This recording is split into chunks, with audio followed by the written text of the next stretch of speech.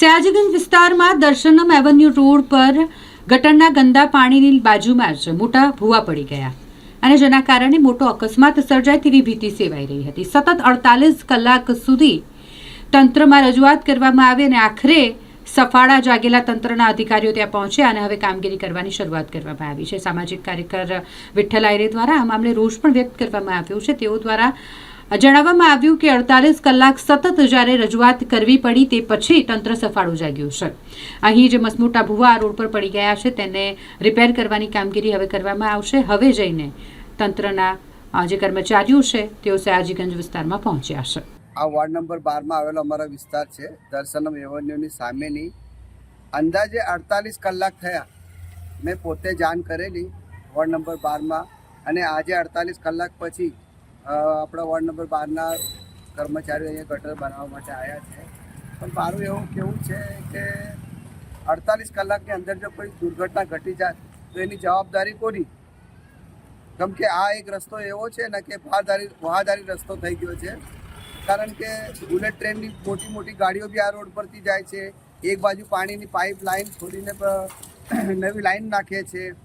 તો ભાઈ અમારું તો કોર્પોરેશનને એવું સ્પષ્ટ કહેવું છે કે તમે કરવા શું બેઠા છો? તમારાથી કામ નહીં થતું હોય તો સ્વૈચ્છિક રીતે રાજીનામા આપીને ખુરશી ખાલી કરીને બીજા કોઈ સારા અધિકારીને બેસાડી દો। તમે જોઈ શકો છો તમે અહીંયા આટલું મોટું આ દુર્ઘટના કોઈ ઘટે એવી કોઈ ગાડીવાળો અંદર બેસી જશે। આ બી તૂટી ગઈ છે, પેલી બી તૂટી ગઈ છે।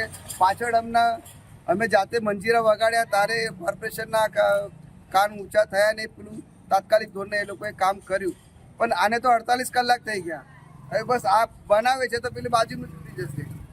એટલે કોર્પોરેશનનું જે કામ છે એ તમે જોઈ શકો છો। અંદર આ જે ગટર બનાવી છે એ ગટરની નીચે ચંતર જ નથી। બોલો આવી રીતના તો આપણી કોર્પોરેશનના જે અધિકારીઓ છે એવું કામ કરી રહ્યા છે। તો આવા કોર્પોરેશનના અધિકારીઓ તો તોબા છે। અમે તો આ લોકોને ફરિયાદો કરીને કંટાળી ગયા છે।